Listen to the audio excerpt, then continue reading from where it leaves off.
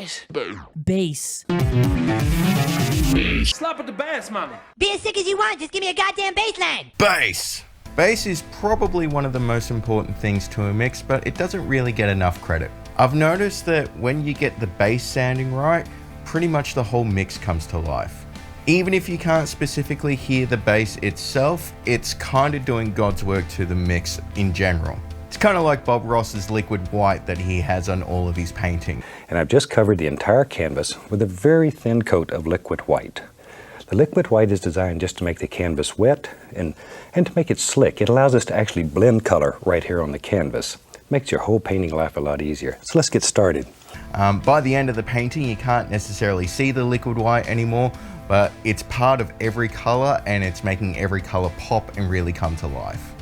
Despite that, most bass players that I know actually started on guitar first and then they had to pick up bass. So either they were working on their own stuff and they didn't want to rope in a bass player just for some demos or whatever, or their mates were starting a band, they didn't have a bass player, so they picked up the bass to join in. And if I'm honest, both of those stories are the reason why I picked up a bass. However, even though guitar players and bass players kinda use the same words, we actually are speaking a bit of a different language. What a guitar player means when he's talking about mids is actually pretty different to what a bass player means when a bass player is talking about mids. And overall, that's why I've made this video. This video is a bit of a what bass should I buy video, but it is done from a guitarist talking to other guitar players. So why on earth would you listen to me, a guitar player, instead of an actual bass player? I mean, it makes more sense to talk to a bass player about playing bass, right? Well, as I said, guitar players and bass players don't actually speak the same language. It is a little bit different. And when I first started looking for what bass I should buy, I actually was confused by bass players because what they were describing wasn't what I was hearing. So this is a guitar player talking to other guitar players about what bass they should buy. And I'm going to be using guitar language to describe the bass rather than bass language to describe the bass. Now, if you're an actual bass player, that means the way I'm going to describe things is probably going to annoy you just a little bit. You're probably going to hear the words that I use and you're probably going to sit there and go, well, kinda, but not really, and that's fine. This is because guitar players are different to bass players, and as a result, guitar players need to speak differently. I mean, first of all, guitar players generally use full sentences and we don't need crayon drawings to explain what we mean. I'm sorry, I don't mean to patronize bass players. That means talk down to, by the way.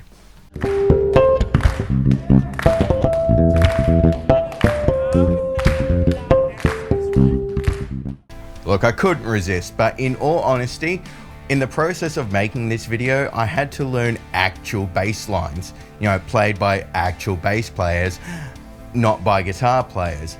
And it really did highlight to me how different bass playing is to guitar playing.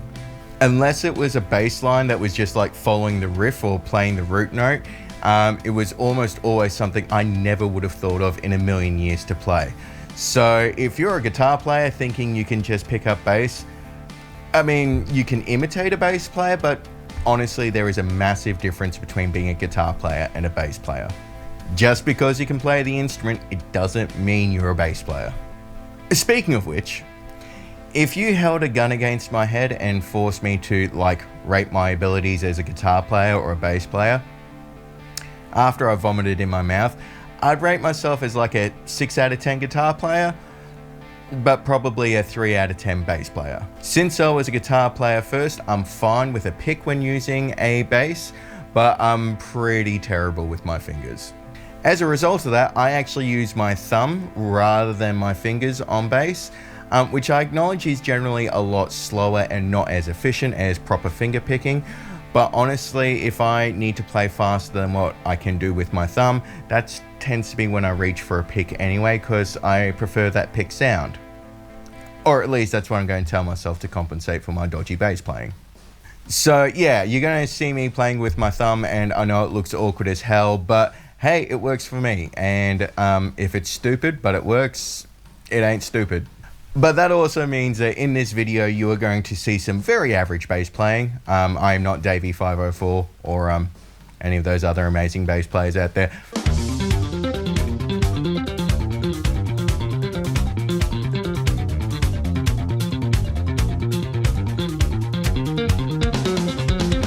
Not even pretending to be those bass players. This is just me sort of showing what the three different basses are, what they sound like, so that hopefully at the end of this video, you'll have a decent idea about which bass you should buy. Basically, this is what happens when a guitar player plays bass in all of its glory. So enjoy, I guess, but let's get on to the basses.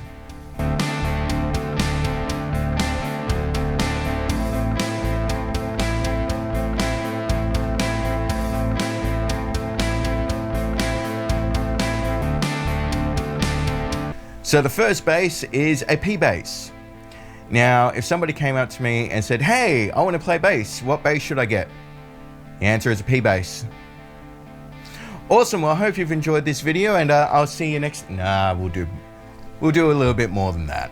Now, realistically speaking, the P bass has been used on pretty much everything forever, and it's going to be used on everything forever.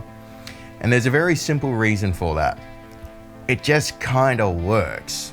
In all honesty, you can generally record a P bass direct. You can just plug the P bass straight into the mixing desk or your interface or whatever, record it, add a little bit of compression, and it's gonna be fine. It's a bit like a SM57 in the sense that it might not always be the best choice, but it's never really going to be the wrong choice, and it's always going to work. Now, the P bass has a huge amount of output. They are really hot basses, and the trade-off of that means that they don't really have the really deep, thick bottom end. What they do have instead is a huge amount of low mids. These low mids fill out the space in your mix and really help make your mix sound full and kind of complete. P basses don't have a lot of top end either. They often end up kind of sounding blunt. Well, speaking as a guitar player, they sound blunt to me. But that is also an advantage of the P bass because that means it stays out of other instruments' way. Like if you're playing acoustic guitar, you kind of want to hear some of that pick attack. You're never going to confuse the pick attack of the P bass with the pick attack of the acoustic guitar. They're worlds apart. They are not going to clash with each other at all. So basically the P bass kind of stays out of everything's way, but at the same time adds this really big, thick, muscly low mid that fills everything out and just kind of makes everything sound great. The only trade-off with the P bass is that since it does have that lack of top end, it can sometimes get lost in the mix. They're not super articulate and you're often going to struggle to get some brightness out of it, which means it can sometimes be the bass that you feel in a mix rather than necessarily hear every note. Mind you, there are always exceptions to this rule because, well, Steve Harris exists, right? However, my question to you, my little guitar playing buddy, is, are you Steve Harris?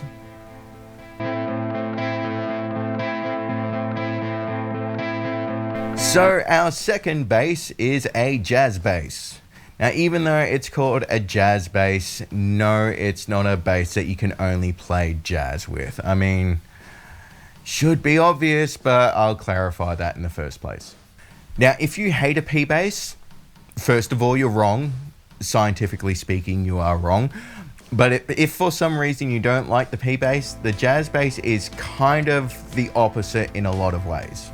First of all, the jazz bass has a very low output, which means it doesn't have that huge low mid hump sort of thing. Instead, it's got a lot of really thick, deep low end that sort of gets underneath everything. A jazz bass can be pretty scooped in the mid-range, but it also has a very pronounced attack that kind of cuts through a lot of mixes. I mean, a jazz bass can be legitimately pretty spanky, which is why they're great for slap. For the record, you are not going to see me slap in this video. As I said, 3 out of 10 bass player here. But I mean, also in my very limited defense, James Jamison never slapped, so why should I, right?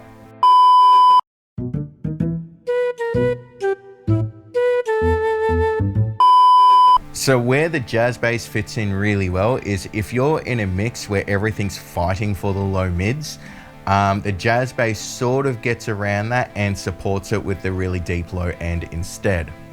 Also, because of the pronounced top end, a jazz bass is very articulate. So if you really want the audience to hear all the cool stuff that you're playing, a jazz bass is a really good choice. The only sort of trade-off with a jazz bass that I've found in my very humble experience is that due to the low output, sometimes a jazz bass won't sound big. Well, at least not in the way that a P bass can. I mean, there's a million ways to make a jazz bass sound huge. I mean, it's not a massive problem, but like you plug a P bass in and automatically it sounds huge. You plug a jazz bass in and, you know, you need to work with it a little bit to get some like proper size out of it. But also, I find that that smaller sort of sound can work so much better in a mix. If you've got a really busy mix with a lot of big sounds, the jazz bass will sort of fit in between everything and just sort of fill everything out, rather than trying to like throw its elbows out and muscle in on everything, if that makes sense. So a jazz bass I find often fits in really well in a mix when the P bass is too big.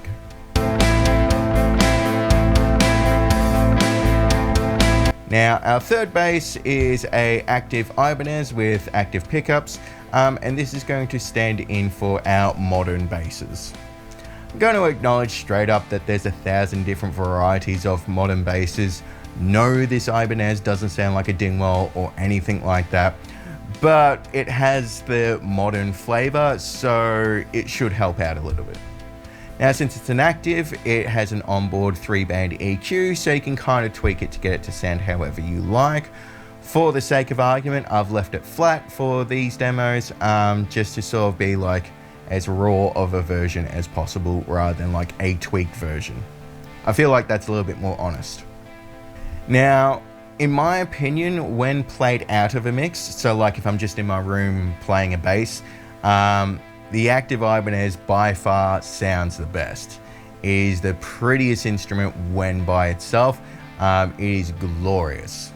So these modern basses I find to be very hi-fi and to have a pretty flat and even response. So as I was talking about before, a P bass has that really pronounced low mid hump. The jazz bass is instead scoop, but with that pronounced attack and that pronounced really deep low end. A modern bass I find to just generally be pretty flat. You could obviously change that with the onboard EQ and get more out of it than what you want, but as I said, we're going raw here. I also find that most modern basses have a very sort of guitar mid-range where the bass kind of just sounds like a guitar. So as a result, guitar players, when they're trying out basses for the first time, I understand why you would absolutely gravitate to this sort of bass first. Also, since it's an Ibanez, it's got a neck the size of a toothpick and it's really easy to play.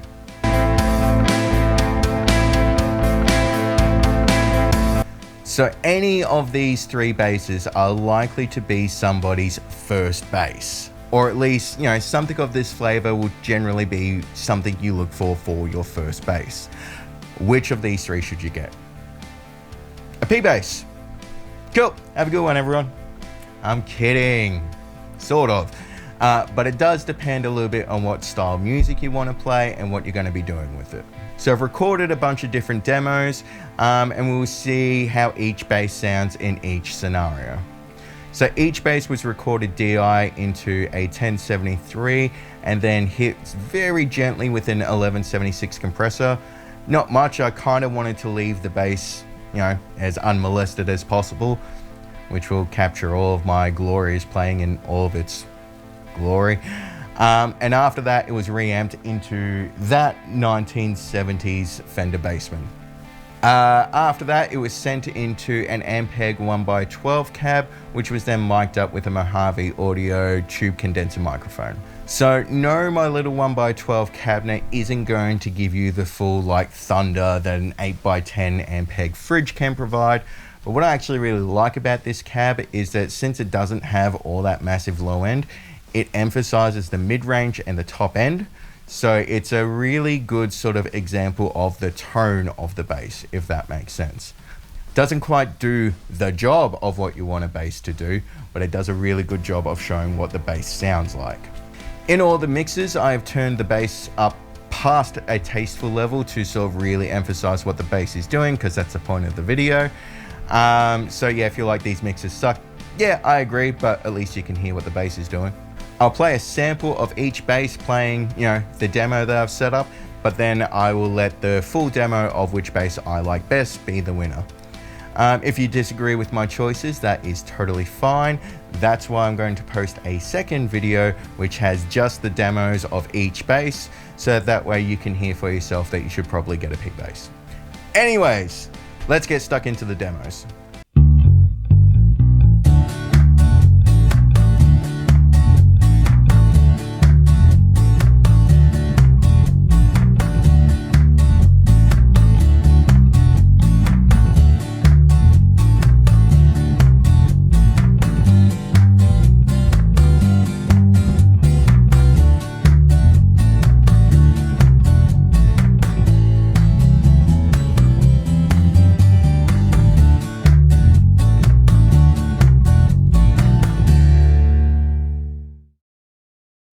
So, you're a guitar player and you've been asked to join in for some like acoustic duo or trio to be a bass player, probably for a wedding band sort of thing.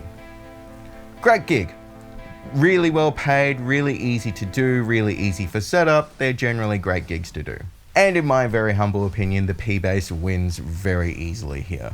Since there's not much going on in the mix aside from, acoustic guitar and vocals and maybe a bit of percussion, the muscly low end of the P bass has plenty of room, and it just fills everything out and makes everything sound big and full. It's beefy, it's thick, but that lack of top end that I talk about for the P bass, the blunt sound that us guitar players perceive, that is going to make sure that the P bass never gets in the way of any singer who's trying to sing on top of it or anything like that. P bass is going to stay in its lane, the acoustic is obviously going to stay in its lane, and with luck the singer will stay in their lane. The jazz does okay in this scenario, but that top end can be a little bit clacky and it can get a little bit annoying sometimes. I think the smooth P bass is probably the winner here.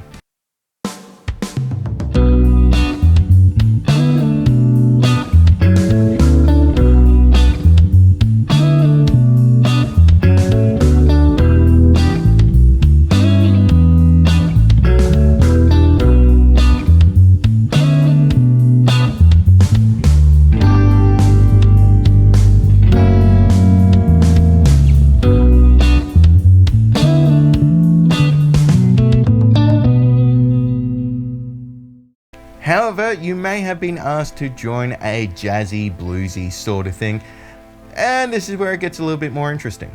Now, again, I kind of think that the P bass wins here, mostly because with the tone rolled back, I just think it sounds cool.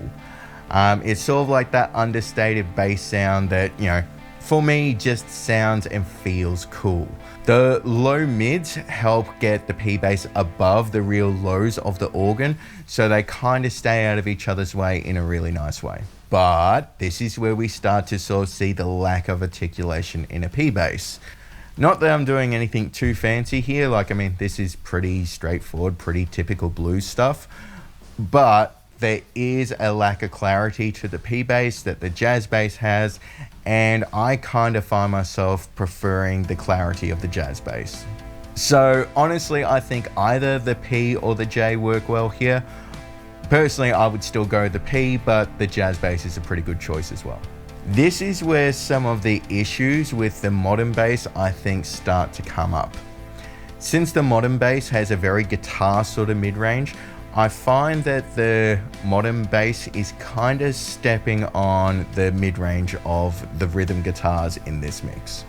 The hi-fi approach also means that I'm not feeling it support the mix. I'm not hearing it fill out in any particular area.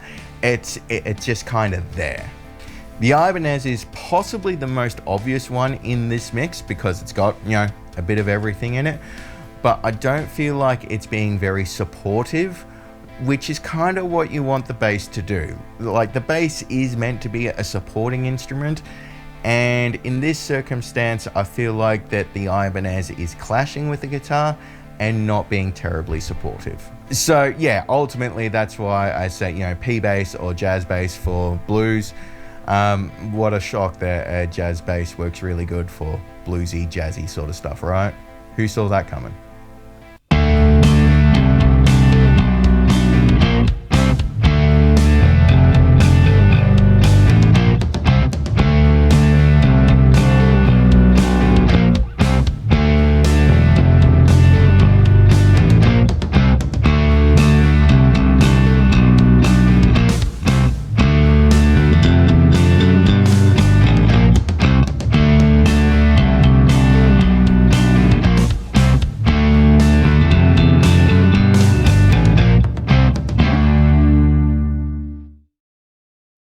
Now that we're getting into the more rocky sort of stuff, things are getting even more interesting.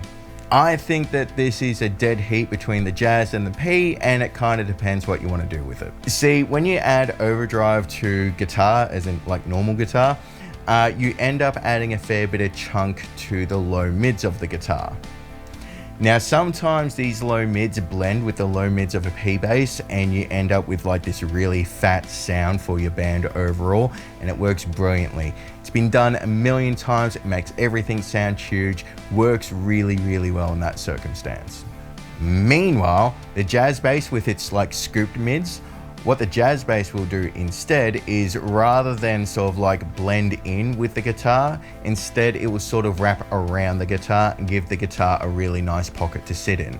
Also, since like a distorted guitar sound has a lot, you know, in general takes up more space in the mix, with a jazz bass with that clear top and in that articulation, people are more likely to hear what you are playing on a jazz bass in sort of like a rock mix like this.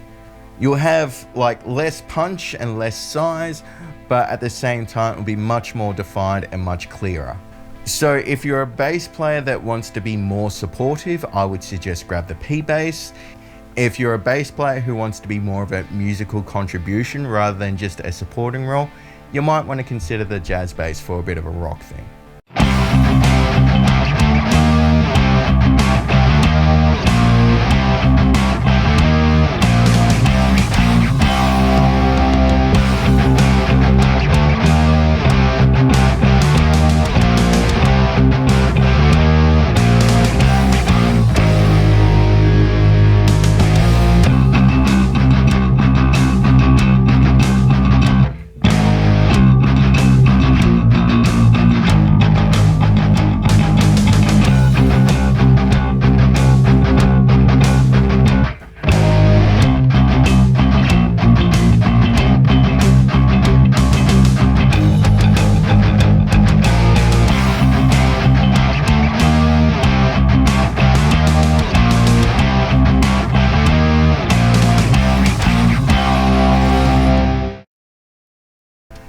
So I did a longer demo of Holy Diver for two very important reasons. Number one, it's Holy Diver. I'm not sorry. Number two, I felt that the chugs in the verse riff were a really good example of like the pick attack of the different basses.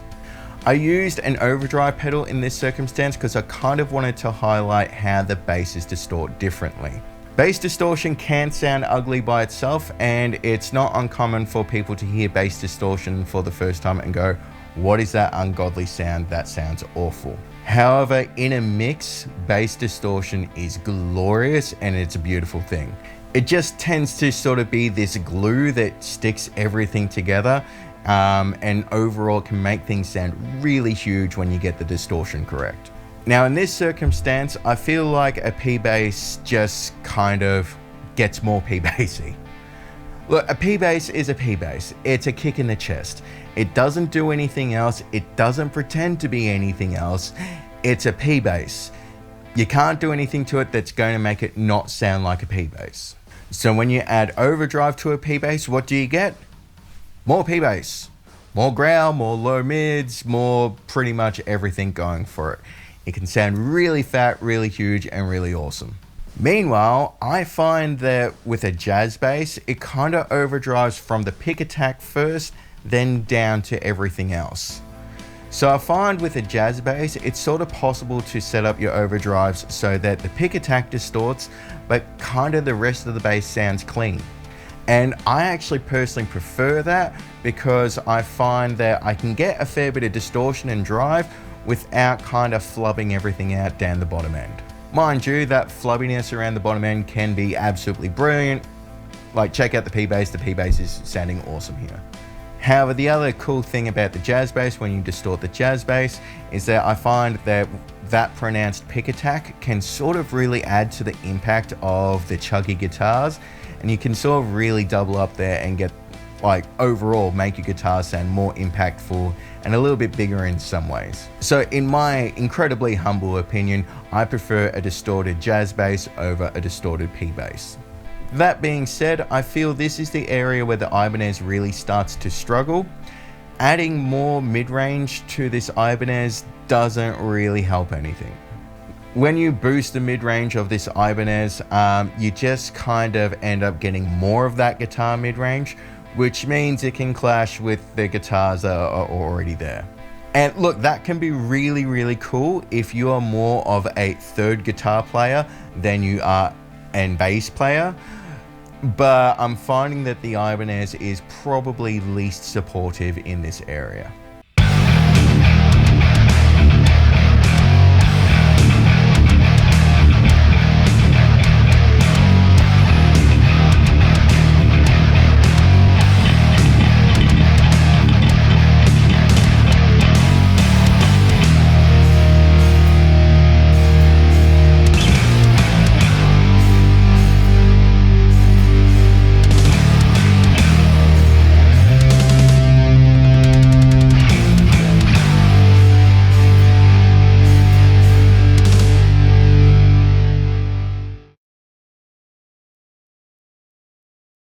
But now we get to modern metal, the Ibanez starts to make a bit more sense.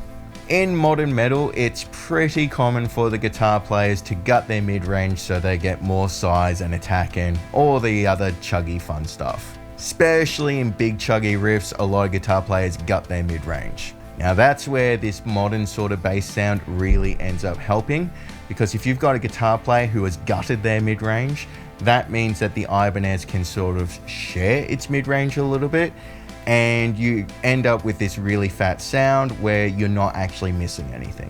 It's a tough thing to balance, which is where a 3-band EQ is really helpful because you can really tweak it to get it to sit right. But when you get it to work, yeah, this is where the modern bass sort of thing really starts to stand out and really be awesome. In regards to the other mixes, I think that the P-Bass here is kind of getting lost in the mix. Not in the sense that you can't hear the P-Bass, you absolutely can, but I think this is a really good example of being bass that you feel rather than being bass that you can hear. Again, I feel like the J-Bass is doing some really good things here with the pick attack. I feel like the aggressive pick attack of the J is adding to the guitars and sort of adding more impact to the chugs. And that scooped mid-range of the J-Bass, I think, is staying out of the guitar's way, but like supporting them with the really deep low end.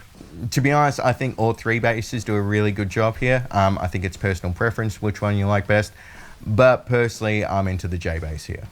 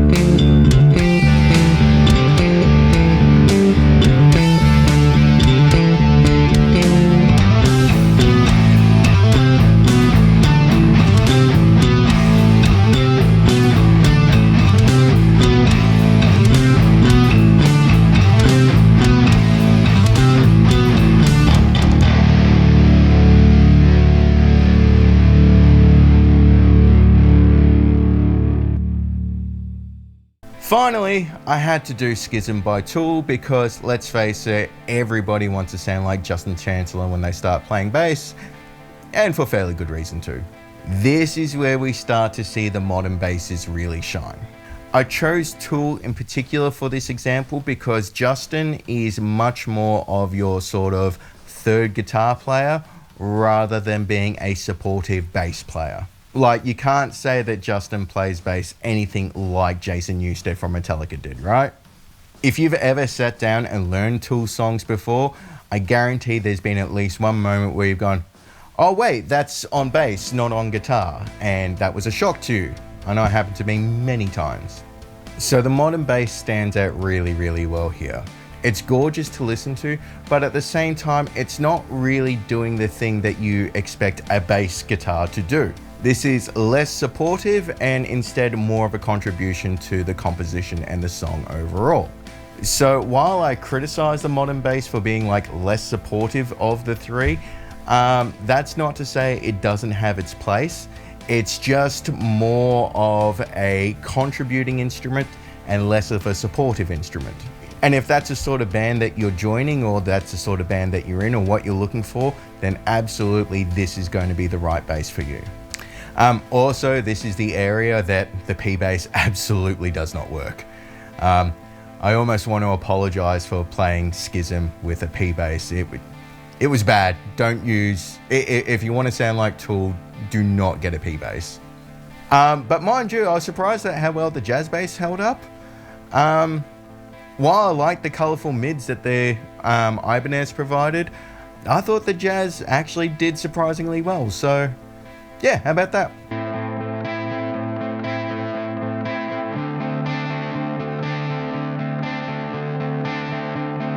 So there we have it.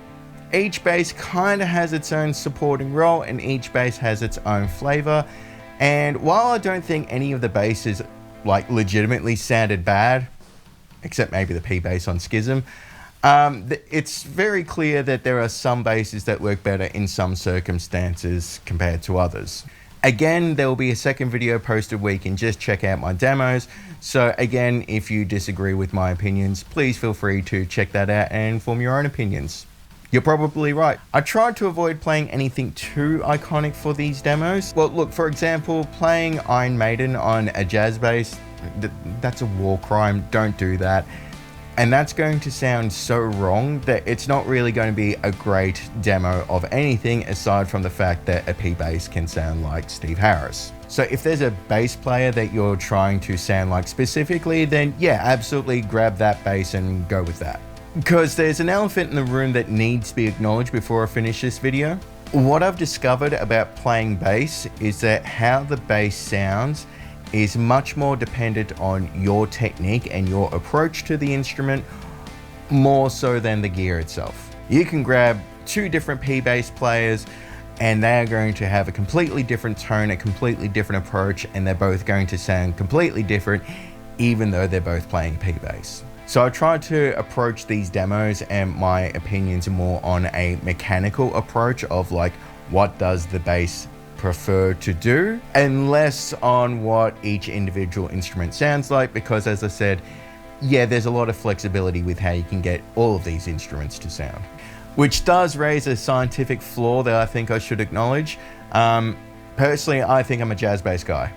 I think that the sounds I get out of a jazz bass are way better than the sounds I get out of all the other basses. So I think that the jazz bass kind of was almost the best sounding bass in all of these, but that's because it's me playing bass, and again, 3 out of 10 bass players, so yeah. So the times where a jazz bass held up against a P bass or anything like that, it may have been more of an indicator that I can get a jazz bass to sound better than I can get all those other basses to sound. I certainly feel like I can get a jazz bass to sound better than the modern sounding bass, which I think is the bass that I think I sounded the worst on.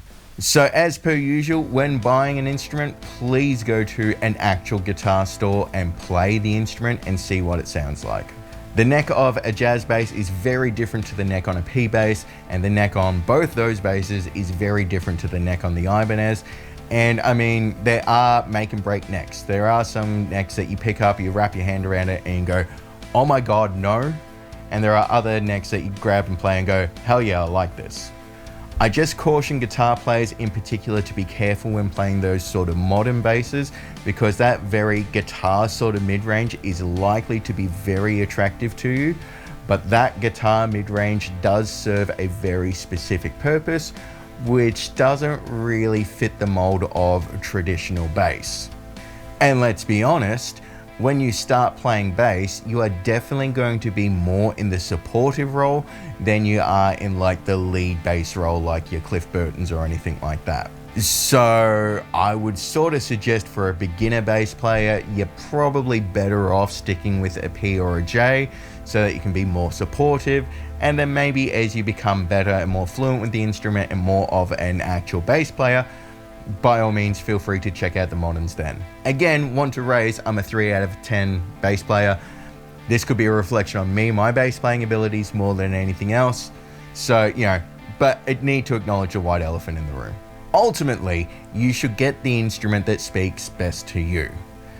A bass that you want to play is always better than the bass that was the correct choice that you never play.